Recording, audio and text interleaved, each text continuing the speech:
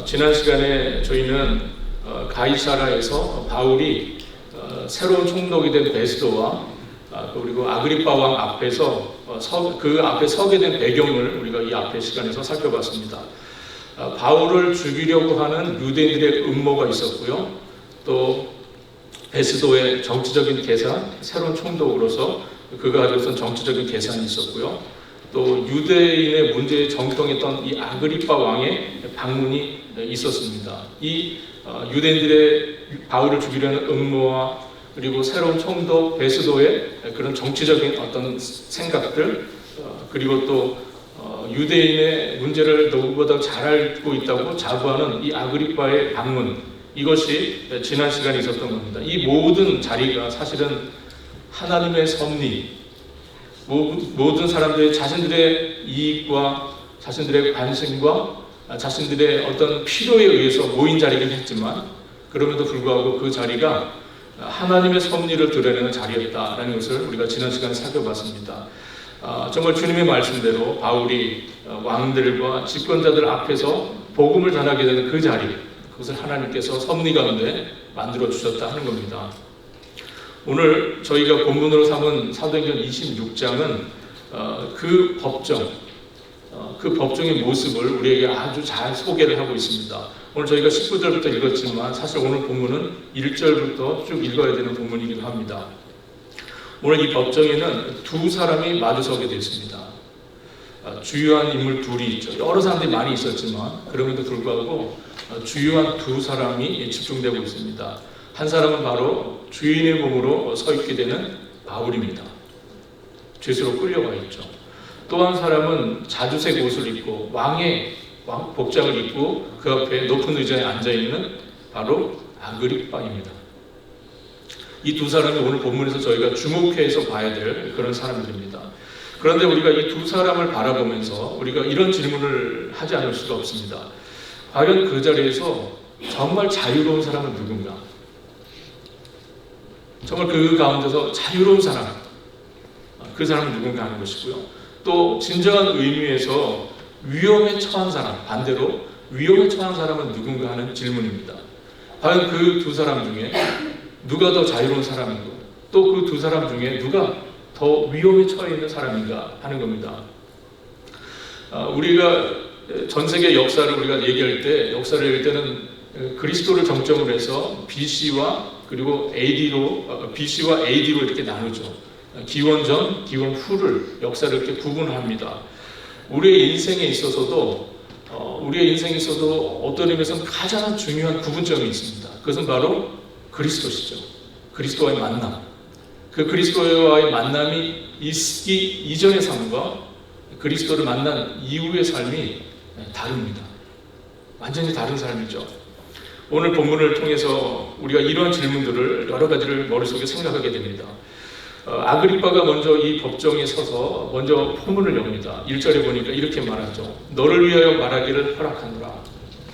재판정에 지금 서 있기 때문에 바울을 가리키면서 너를 위하여 말하기를 허락하노라.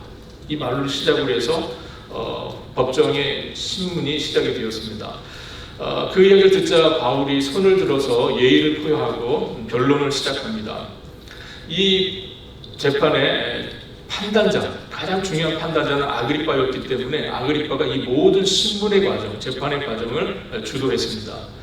법정에 베스도를 비롯한 여러 사람들이 많이 있었지만 그 장면에 있어서 가장 우리가 주목해야 할 두 사람은 바로 앞서 말씀드린 것처럼 바울과 아그리파 왕입니다. 한 사람은 말씀드린 것처럼 사슬에 매어 서 있고 한 사람은 왕복을 입고 근엄한 보좌에 지금 앉아 있습니다. 그러나 바울은 이 자리를 두려워하지 않았습니다.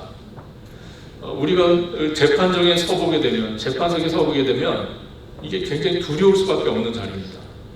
많은 사람들이 대부분 재판에 가지 않고 살아가겠죠. 바울이 지금 이 재판에 서게 됐는데 얼마나 두려웠겠습니까? 그러나 오늘 본문 속에 드러나는 바울의 모습을 보면 그가 정말 전혀 두려워하지 않는 것을 보게 됩니다. 오히려 유대인의 문제에 정통한 아그리파 왕 앞에서 변론을 할 수 있게 된 것을 오히려 기뻐합니다. 내가 다른 사람도 아니고 우리의 문제를 너무나 잘 알고 있는 당신 앞에서 이 이야기를 할 수 있게 된 것에 대해서 기쁘다고 이야기를 합니다. 솔직히 아그리빠는 존경을 받을 만한 사람은 아닙니다. 지난 시간에 소개해드린 것처럼 아그리빠는 사실 흠이 많고 존경을 받지 못하는 왕이에요. 그러나 그럼에도 불구하고 바울이 그 사람 앞에서 존경을 표하면서 예의를 갖추면서 그러면서도 아주 솔직하게 또 한편으로도 요령 있게 말을 이끌어갑니다. 이것이 이 바울의 모습이 복음을 전하는 우리 그리스도인들에게도 좋은 교훈을 주는 그런 자세라고 할 수 있습니다. 그리스도인들은 복음을 전할 때 항상 겸손해야죠. 겸손함과 그리고 그러면서도 진실하게 그러나 그러면서도 또한 담대하게 복음을 전해야 합니다. 겸손하면서 진실하게 그러면서도 담대하게 복음을 전해야 하는 것이죠. 바울은 법정 앞에 주인으로 불려왔지만 그는 전혀 두려워하지 않습니다. 그는 아주 담대하게 그 자리에 서 있는 것을 볼 수 있습니다. 바울은 이 법정에서 자신의 무죄를 변호하는데 관심을 갖고 있지 않습니다. 지금 죄인이라고 고발해서 와 있기 때문에 사실은 변호하는 입장에서 자신의 무죄를 증명하는 게 사실은 더 관심사일 수 있잖아요. 그게 사실은 너무나 당연한 것이죠. 그러나 그럼에도 불구하고 바울은 자신의 변호보다는 이 자리가 복음을 증거할 수 있는 자리라고 판단을 하고 그 자리에서 힘있게 그리스도의 복음을 증거합니다.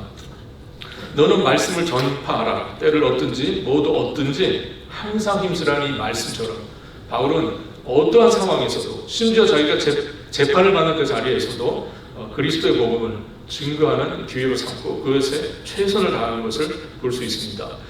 바울의 이야기가 이제 시작이 됩니다. 4절부터 11절까지 우리가 26장 4절부터 11절까지가 바울의 자신의 이야기를 하는 부분입니다. 바울은 어려서부터 바리새인으로 자랐다고 이야기합니다. 유대 교회에서 가장 엄한 교육을 받으면서 자랐다 하는 이야기입니다. 그냥 자신의 배경을 밝히면서 자신이 지금 소송에 휘말리게 된, 이 재판에 휘말리게 된 이유를 설명합니다. 그 이유가 바로 6절과 7절에 나와 있는데 저희가 PPT가 오늘 준비는 안 되어 있는데 혹시 여러분 성경 갖고 계시면 사도행전 26장 6절과 7절 말씀을 같이 한번 읽어보도록 하겠습니다. 6절과 7절입니다.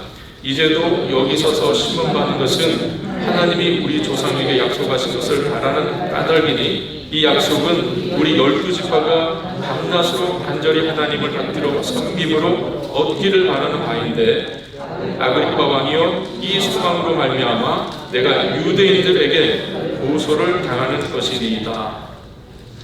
지금 바울이 이 고소를 당한 이유를 얘기하는데 그것이 뭐냐면 유대인들의 소망 때문이라는 겁니다.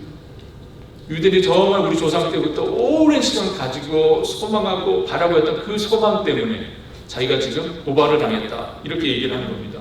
이스라엘의 12지파가 밤낮으로 간절히 섬기며 기다렸던 그 소망이 곧 무엇입니까? 뒤에 보면은 하나님이 죽은 자를 살리시는 것.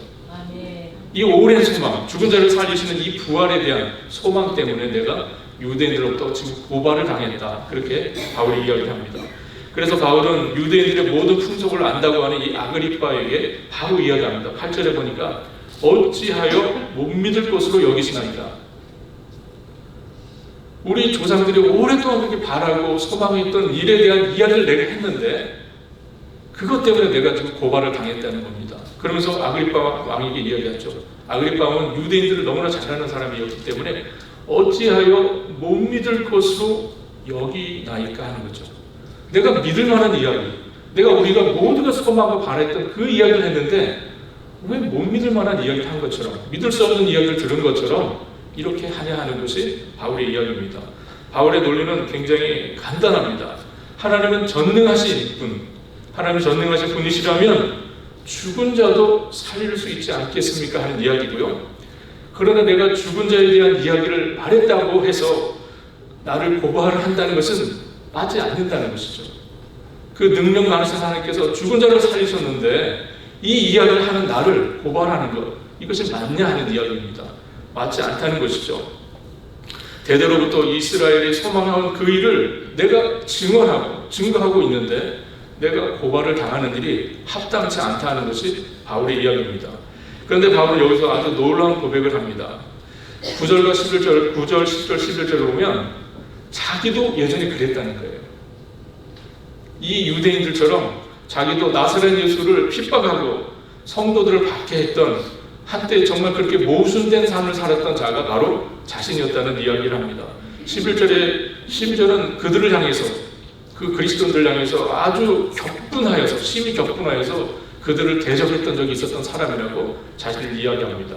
그래서 심히 격분하여라는 말의 표현의 뜻은 이게 미쳐 날뛰었다 그런 뜻입니다.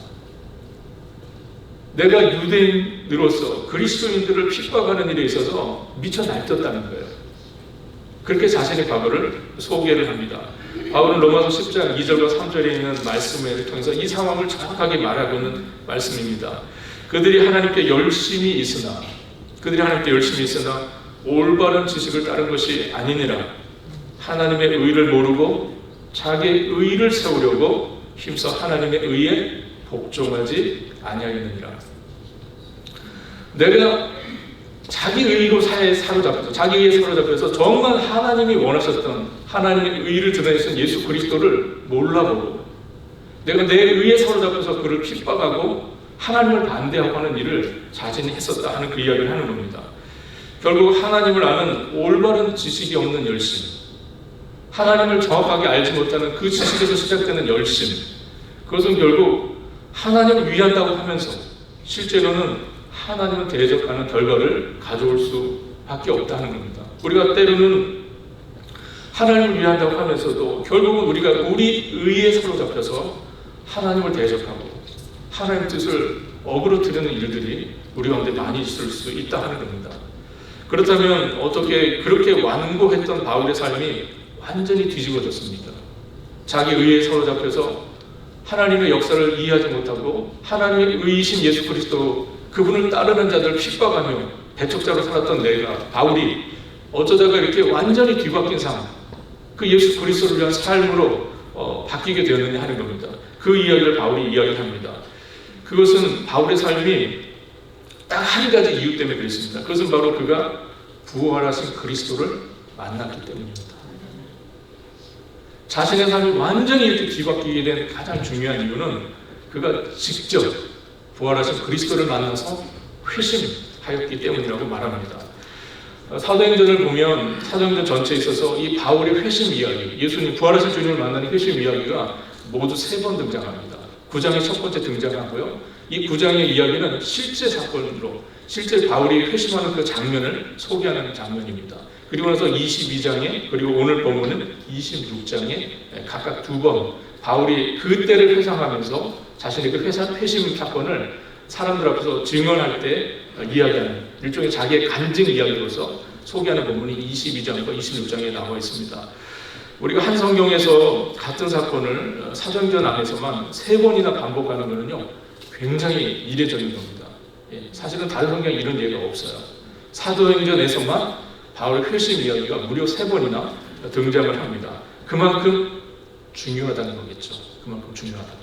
다메섹으로 가던 어느 날 오후입니다. 바울의 고백입니다. 바울의 간증 이야기가 시작됩니다. 다메섹으로 가던 어느 날 오후에 정말 태양빛보다도 더 밝은 빛이 자신을 향해 비쳤다고 이야기합니다.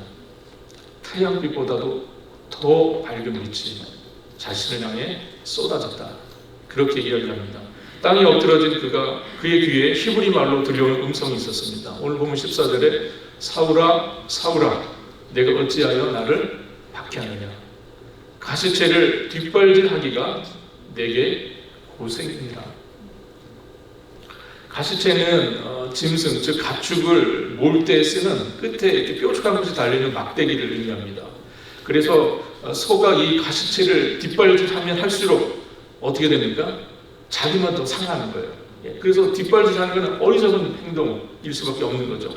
그런데 이 말씀은 단순한 주님의 경고는 아니었습니다. 사실 바로 그 앞에 사도행전을 보면 스데반을 사도 바울이 죽이는 그 현장에서 그 모든 상황을 주도하고 있었습니다. 예수님을 따랐던 하나님의 종 스데반을 죽이는 그 자리에 사울이 있었습니다. 그 장면을 기억하고 있었어요. 정말 천사의 얼굴로 변하는 그 스데반의 모습, 돌에 맞으면서도 천사의 얼굴로 바뀌는 그 스데반의 모습을, 그 장면을 사울이 기억을 했습니다. 그 스데반의 모습, 박해가 거듭될수록 돌이 날라들수록 점점점 환하게 얼굴이 바뀌어가는 스데반의 모습을 바울이 멀리서 지켜봤었습니다. 그 모습은 바울을 굉장히 괴롭게 하는 그런 모습이었을 겁니다. 애써 외면하고 싶었고 잊어버리고 싶었던 과거였을 겁니다. 그러나 그의 마음을 꿰뚫고 보시는 하나님께서 그 상황을 정확하게 짚어주셨습니다. 그동안 쌓였던 바울의 이 감정이 터지면서 하나님께 그 부활하신 주님 앞에 이렇게 묻습니다. 주님 누구십니까? 주님 누구십니까? 돌아온 대답은 아주 간결했습니다. 나는 내가 핍박하는 예수다. 이 한마디, 나는 내가 핍박하는 예수다. 이 한마디가 모든 것을 분명하게 바꿔버렸습니다. 그의 마음속에 있는 모든 짐, 그의 마음속에 있는 모든 회의, 불안, 걱정, 의심이 한 번에 사라지는 그러한 놀라운 말씀이 되었습니다. 이 한마디로 주님은 모든 것을 설명해 주셨습니다. 그러면서 이해하게 된 이 사울 앞에, 바울 앞에 우리 주님께서 바로 사명을 주십니다. 16절로 18절까지 말씀인데요. 한번 읽어보도록 하겠습니다. 일어나 너의 발로 서라. 내가 내게 나타낸 것은 곧 내가 나를 본 일과 장차 내가 내게 나타날 일에 너로 종과 증인을 삼으려 함이니 이스라엘과 이방인에게서 내가 너를 구원하여 그들에게 보내어 그 눈을 뜨게 하여 어둠에서 빛으로 사단의 권세에서 하나님께로 돌아오게 하고 죄사함과 나를 믿어 거룩하게 된 무리 가운데에서 기업을 얻게 하려 하리라. 아멘. 다메섹에서의 체험 이후에 바울의 삶은 오직 한 방향이었습니다. 딱 한 가지 방향으로 향하게 됩니다. 19절에 있는 말씀처럼 하늘에서 보이신 것을 거스리지 아니하고, 하늘에서 내게 보이신 것을 내가 거스리지 아니하는 삶, 그 삶으로 그 한 방향으로 달려갔다는 겁니다. 먼저 다메섹에서, 예루살렘에서, 온 유대 땅에서, 그리고 이방인들에게까지 나아가서 그는 딱 하나를 전했습니다. 목표가 분명했습니다. 딱 하나로 집중되는 삶을 살기 시작했어요. 20절 말씀에 회개하고 하나님께로 돌아와서 회개에 합당한 일을 하라. 그들이 가서 이 이야기를 했다는 겁니다. 회개하라. 그리고 회개에 합당한 삶을 살아야 한다 하는 그 메시지를 전하는 삶을 바울이 살았다고 하는 겁니다. 이것이 바울이 전했던 모든 복음의 아주 중요한 두 가지 기둥입니다. 하나는 회개의 복음을 전하는 겁니다. 그리고 그 회개한 자들을 향해서 그 회개에 합당한 삶을 살도록 하는 것. 그것이 바로 바울이 복음을 전했던 모든 복음의 핵심적인 두 가지 기둥이라고 할 수 있습니다. 먼저 하나님 앞에서 하나님께 돌아오는 그런 수직적인 의미에서 하나님과 나 사이의 그런 회심, 그것을 일차적으로 전했고요. 그리고 주변에 있는 많은 사람들, 그 주변에 내 주변에 있는 가족들, 또 내 주변에 있는 이웃들, 그들에게 그 회개에 합당한 삶을 통해서 그리스도의 복음을 전하는 이런 삶을 살도록 했다는 겁니다. 바울의 모든 서신서가 이 두 가지 축으로 이루어져 있고요. 사실 우리가 수요일 저녁마다 경건의 시간에 오랜 시간 살펴봤던 소요리 문답도 이 두 가지 축으로 사실은 구성이 되어 있었습니다. 먼저 회개의 복음, 그리고 그 회개의 복음에 합당한 그리스도인으로서의 삶, 이것이죠. 사도 바울은 고린도 교회로 보내는 편지에서 이런 이야기를 합니다. 고린도후서 11장 23절로 28절에 이런 이야기를 하죠. 내가 수고를 넘치도록 하고 옥에 갇히기도 하고 더 많이 하고 매를 수없이 맞고 여러 번 죽을 뻔하였다 하는 이야기를 합니다. 그 한 가지 방향으로 나가는 그 삶의 과정 속에서 사도 바울은 이런 많은 어려움을 겪었다 하는 그런 고백을 합니다. 그런 많은 어려움에도 불구하고 굳이 이런 삶을 가야 되는 이유가 뭐죠?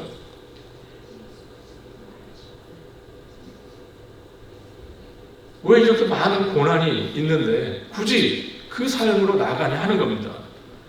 무엇이 그를 그런 길로 이끌었습니까?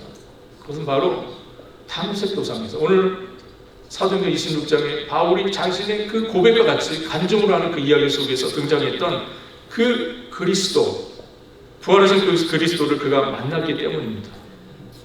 그렇기 때문에 그 부활하신 주님을 위한 삶을 위해서 바울은 그 주변에 벌어지는 모든 고난에 대해서 그가 감내하고 이 길을 걸어가고 있다고 하는 자기 고백입니다. 디모데에게 보내는 사도 바울의 디모데후서 4장 6절 8절 말씀에 바울이 그가 노년에 기록한 겁니다. 그가 정말 이 모든 수많은 인생의 많은 어려움들을 겪고 정말 주님의 사도로서 그가 그의 삶을 다 살아가고 정말 마지막 인생 마지막 언저리에 그가 했던 자기 고백적인 이야기입니다. 그가 이렇게 얘기하죠. 전제와 같이 내가 벌써 부어지고 나의 떠날 시각이 가까웠도다. 나는 선한 싸움을 싸우고 나의 달려갈 길을 마치고 믿음을 지켰으니 이제 후로는 나를 위하여 의의 연료관이 예비되었으므로. 사랑하는 성도 여러분, 우리 모든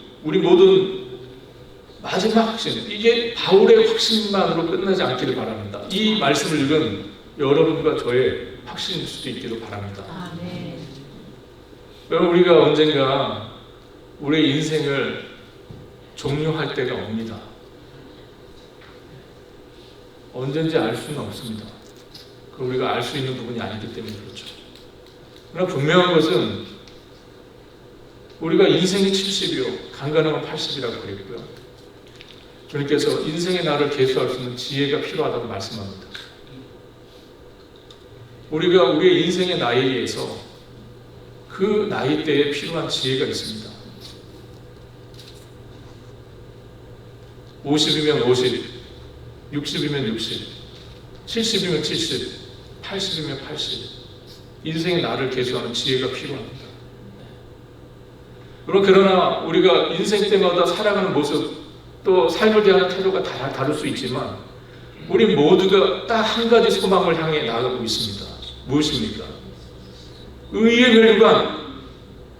내가 모든 수고를 다 마친 후에 나에게 주님께서 바울에게 주셨던 그 의의 멸류관, 예비되는 그 사도 바울이 바라보고 살아갔던 것처럼 우리가 예수 그리스도 안에서 우리 모두가 의의 멸류관 예비된 것을 확신하고 그 길로 여러분들 남은 삶을 드리고 여러분들 달려가실 수 있기를 바랍니다. 이 확신이 우리 모두에게 있기를 바랍니다. 바울의 변론이 여기까지 이르렀을 때에 베스도가 갑자기 소리를 지르기 시작합니다. 신충독으로 들어온 이 베스도, 그 같은 자리에 있었습니다. 뭐라고 말합니까? 24절 말씀입니다. 바울아 내가 미쳤도다. 바울아 내가 미쳤도다. 내 많은 학문이 너를 미치게 한다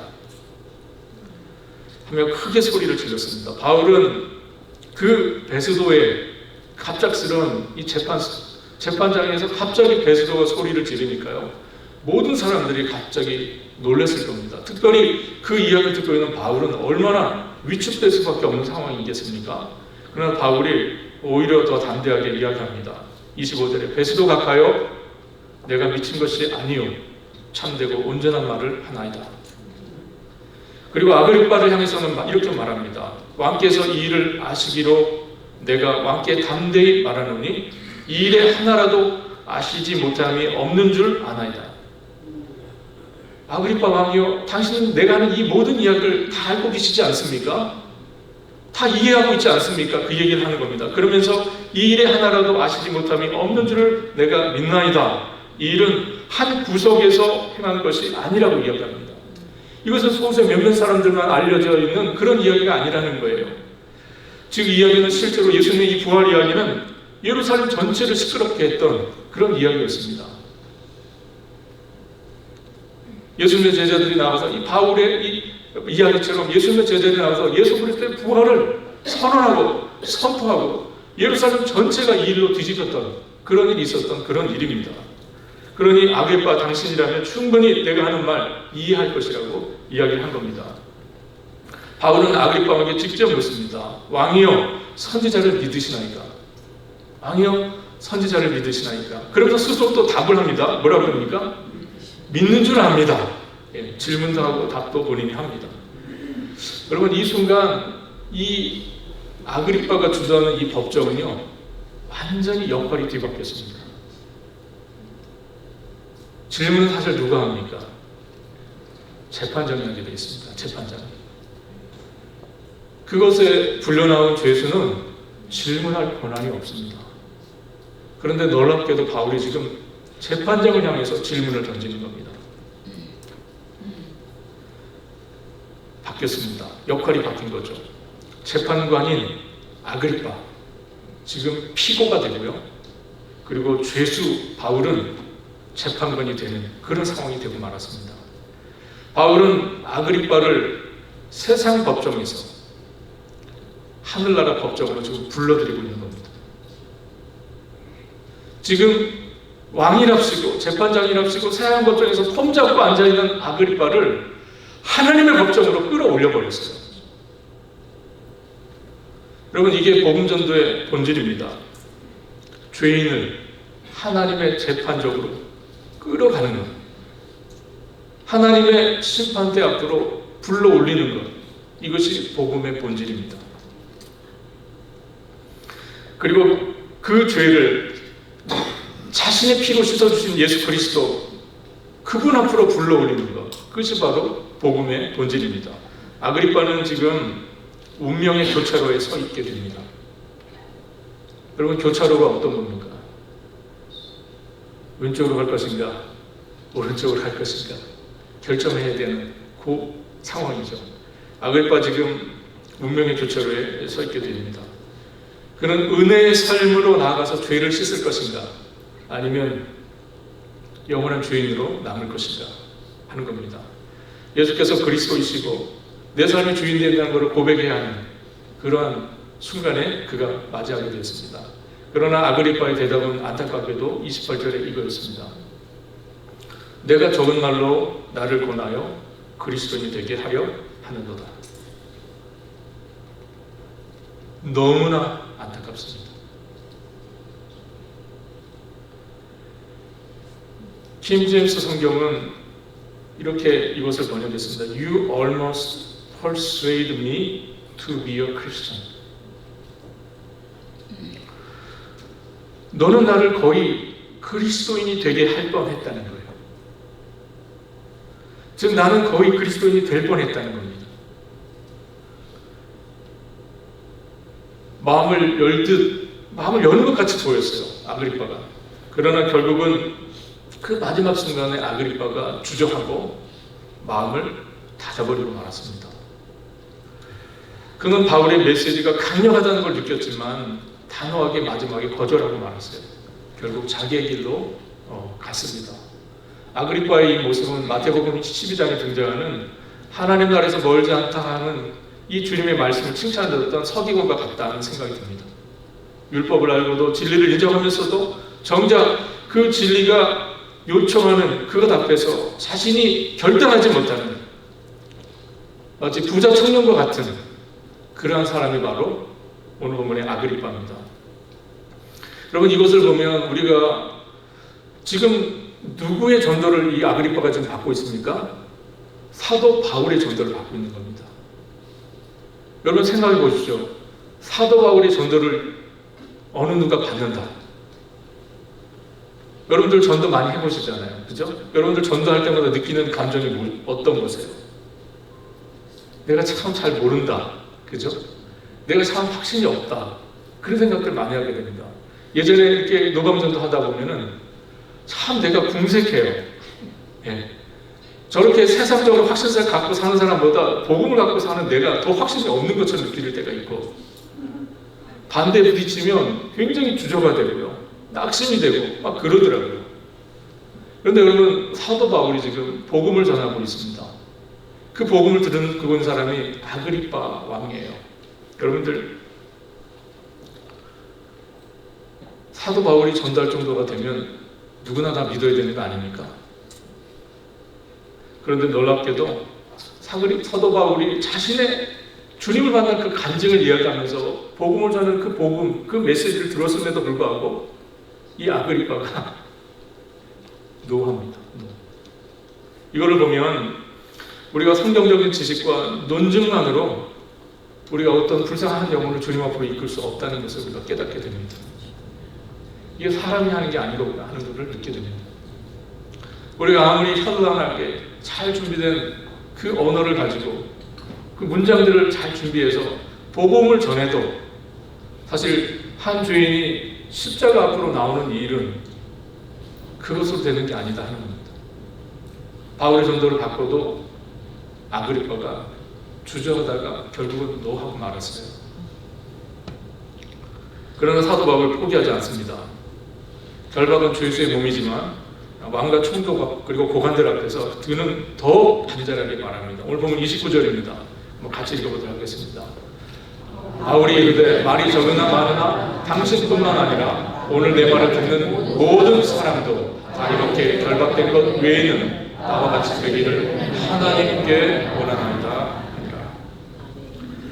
바울은 이 아그리빠 왕의 이 왕의 위세도 조금도 부러워하지 않습니다. 뭐라고 말합니까? 결박당한 것, 내가 이렇게 주의 이름으로 결박당하는 것 외에는 모든 면에서 내가 당신보다 낫다는 얘기예요. 나 당신 그걸 부럽지 않다는 얘기입니다. 내가 이렇게 주의 이름으로 묶여있는 것 외에는 모두가 다 당신뿐만 아니라 내 말을 듣는 이 모든 사람들이 그 재판장에 얼마나 많은 사람들이 지금 배석했었겠습니까? 그 모든 사람들이 하는 이야기입니다. 나와 같이 되기를 원한다. 나와 같이 되기를 원한다. 그렇게 바울이 담대하게 이야기합니다. 바울의 이 마지막 말로 이 법정이 끝납니다. 이 법정이 끝이 나죠. 오늘 본문에 보니까 바울의 이 마지막 외침 한마디를 하면서 이 법정이 해산됩니다. 왕과 총독들과 고관들이 자리를 피하면서 일어나기 시작합니다. 그들의 결론이 하나였습니다. 31절에 보니까 이 사람은 사형이나 결박을 당할 만한 행위가 없다고 판단했습니다. 그리고 나갔습니다. 그러면서 나가는 자에서 아그리빠가 베스도에게 말합니다. 뭐라고 말합니까? 32절에 이 사람이 만일 가이사에게 항소하지 아니하였더라면 석방될 수 있을 뻔하였다.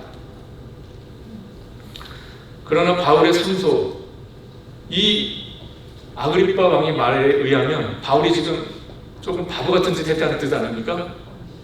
이거 가이사에게 항소하지만 않았어도 너는 그냥 무죄로 풀려났을 텐데 그 얘기하는 거예요. 그러나 사랑하는 성도 여러분, 바울이 지금 어리석은 일 하고 있는 겁니까? 바울은 지금 뭐 하고 있습니까? 로마에서도 복음을 증거해야 하리라 이 주님의 말씀을 가슴에 품고 로마로 가기를 희망하고 있는 겁니다.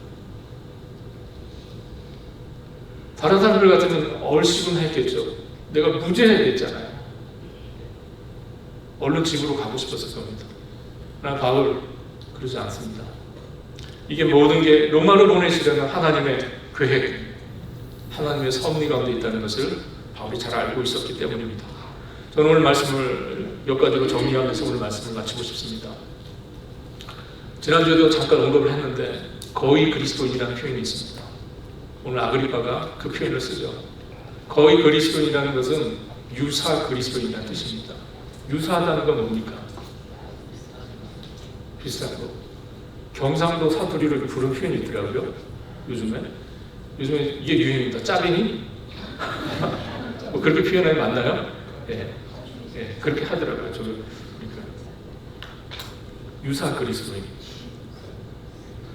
거의 그리스도인. 뭐라는 겁니까? 가짜라는 거죠. 가짜라는 거. 이 표현은 아그리빠가 했던 말입니다. 그게 말씀에 나타나는 겁니다. 이 아그리빠의 이 말을 들으면서 정말 안타깝습니다. 아그리빠의 이 말 한마디가 그것을 읽고 있는 우리 독자로 하여금, 그 말씀을 읽고 있는 우리로 하여금 안타까운 마음을 들게 해요. 왜 바울의 복음을 듣고도 저렇게밖에 반응할 수 없었을까 하는 그런 안타까움입니다. 그러면서도 그에게 벌어질 앞으로의 일을 생각하니까 두렵습니다. 무섭기도 해요. 그러나 여러분, 더 안타깝고 더 무서운 사람은 어떤 사람들입니까? 자신이 그리스도인이라고 생각하지만 실상은 거의 그리스도인으로 살아가는 사람들입니다. 자기 그리스도인이라고 말하지만 결국에는 거의 그리스도인에 불과한 그런 사람들입니다. 아그리빠처럼 복음을 듣고 진리를 이해하고 감동까지 받았지만 예수 그리스도를 나의 구주와 주님으로 영접하지 않은 사람들입니다. 주님 앞에 서는 날 거의 그리스도인으로 사는 사람들은 다 드러날 겁니다. 거의 그리스도인처럼 살았던 사람들 다 드러날 거예요. 비극적인 일입니다.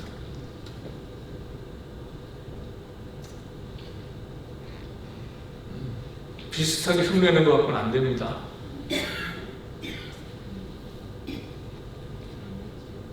흉내내서는 안 됩니다. 진실해야 합니다. 주님 앞에서 진실해야 합니다. 흉내낸다고 사람을 속을 수 있을지 모릅니다. 하나님 앞에서 통하지 않는 겁니다. 정말 주님 앞에 진실한 여러분들 될 수 있기를 바랍니다. 회심에 대한 이야기를 오늘 본문 18절에서 사도 바울이 자신의 경험 속에서 이야기를 했습니다. 참된 회심, 오늘 본문 18절 말씀인데 한번 같이 읽어보도록 하겠습니다. 그 눈을 뜨게 하여 어둠에서 빛으로 사단의 권세에서 하나님께로 돌아오게 하고 죄사함과 나를 믿어 거룩하게 된 무리 가운데서 기업을 얻게 하리라 하더이다. 우리 주님께서 바울에게 하셨던 말씀입니다. 참된 회심은 먼저 무엇입니까? 눈을 뜨는 거예요.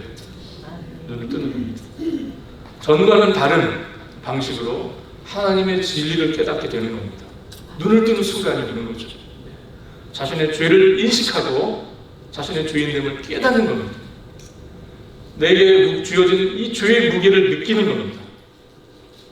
죄의 무게가 느껴지기 시작하는 거예요. 살아난 거죠.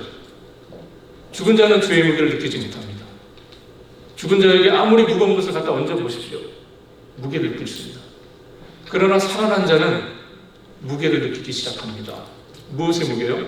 죄의 무게를 느끼기 시작합니다. 깨어나는 거죠. 눈을 뜨는 겁니다. 자신의 전존재가 깨어나는 거예요. 잠에서 숙면을 취하고 일어나는 그 정도 얘기를 하는 거 아닙니다. 이 이야기는 우리의 영혼이 깨어나는 거예요. 깊은 잠에서 깨어나고 죽었던 자가 살아나는 그런 것을 의미하는 겁니다. 참된 회심은 그래서 돌아오는 것이죠.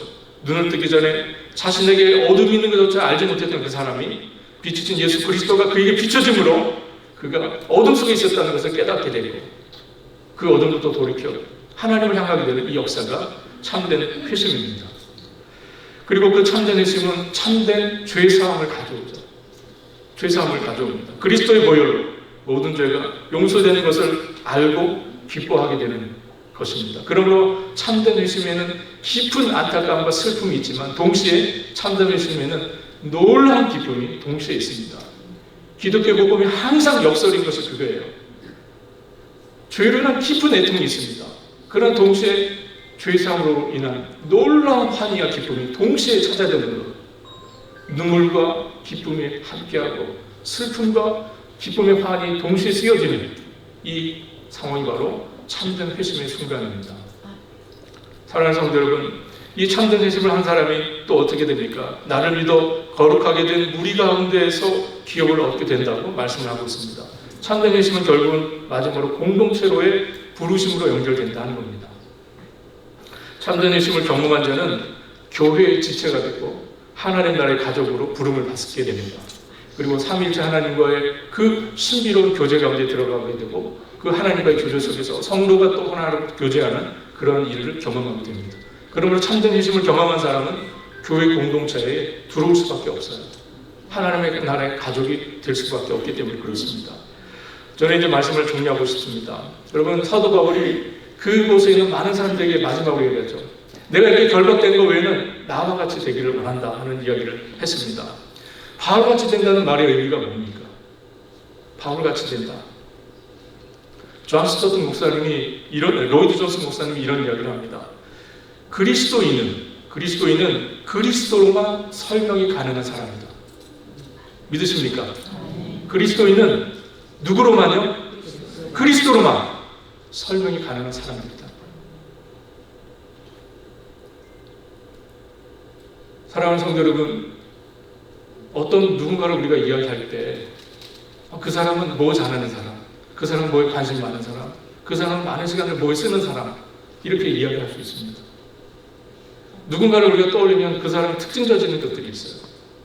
그런 사랑하는 성도 여러분, 여러분들은 그리스도인이십니다. 그죠? 세상에 있는 사람들도 여러분들 그리스도인이라고 부릅니다. 그렇다면 그 사람들이 여러분들을 그리스도인이라고 부를 때 여러분들에게서 기대하는 모습은 뭡니까? 그리스도가 보여지는 겁니다.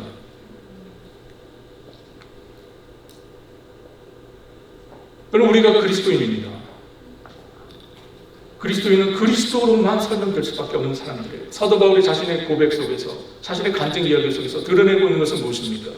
부활하신 주님을 자기가 만났고 내가 그 주님을 위하여 한평을 살 수밖에 없었다고 그 이야기를 하고 있지 않습니까? 그리스도 말고는 바울은 자신의 삶을 설명할 길이 없다고 말하는 사람이에요. 나는 오직 십자가에서 그 그리스도의 복음, 그것만을 자랑할 뿐이다 그랬어요. 내가 가진 모든 것 다 배설물로 여긴다고 했습니다.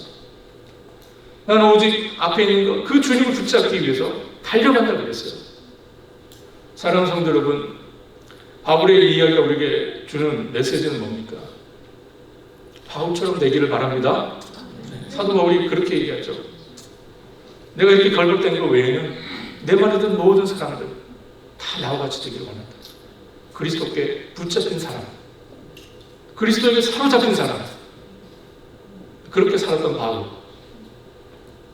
나처럼 되기를 원한다. 바울이 그렇게 고백을 했다고 하는 겁니다. 사랑하는 성도 여러분, 아그리빠는 파멸의 길을 선택하고 말았습니다. 그러나 그리스도는 여전히, 우리 주님은 여전히 생명의 길로 우리를 부르고 계세요.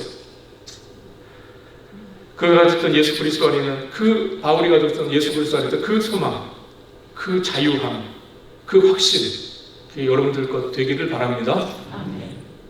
예수 그리스도 안에는 그 참된 위로, 여러분들의 위로 될 수 있기를 바랍니다. 예수 그리스도 안에는 참된 그 소망이 여러분들의 것이 될 수 있기를 바랍니다. 거의 그리스도인이 아니라 정말 참된 그리스도인으로 살아가신 여러분 되실 수 있기를 바랍니다. 결박 속에서도 자유하고 풍랑 속에서도 평안한, 오직 그리스도로만 설명 가능한 그런 사람들 될 수 있기를 우리 주님의 이름으로 축원합니다. 기도하겠습니다. 하나님 아버지, 오늘 저희를 정말 이 말씀 앞에 세워지고 정말 우리가 거의 그리스도인으로 머무는 것이 아니라 참된 그리스도인으로 나아가고 결단할 수 있도록 은혜 주신 것 주님 감사합니다. 다메섹 도상에서 바울을 만나 주셨듯이 오늘 이 자리에서 우리 각자 한신영을 주님 만나 주옵소서. 우리의 눈을 열어 어둠에서 빛으로 사단의 권세에서 하나님께로 돌아오게 하시고 죄사함과 거룩한 무리 가운데 기업을 얻게 하여 주옵소서. 우리로 결박 속에서도 자유한 참된 그리스도인이 되어 이 세상의 빛과 소금으로 살아갈 수 있도록 주여 은혜를 더하여 주옵소서. 감사와 영광을 주님께 홀로 드리오며 우리 주님 되시는 예수 그리스도의 이름으로 기도합니다. 아멘.